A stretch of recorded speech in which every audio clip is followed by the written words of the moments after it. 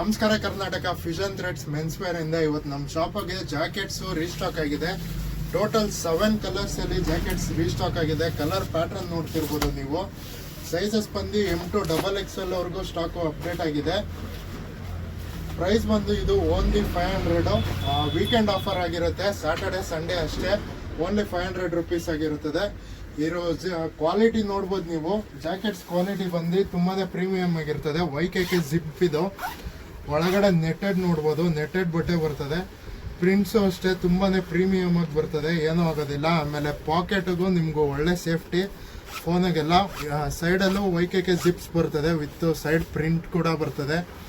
Rib ನೋಡ್ಬೋದು. ಒಳ್ಳೆ quality ರಿಬ್ನ provide ಮಾಡಿದ್ದಾರೆ.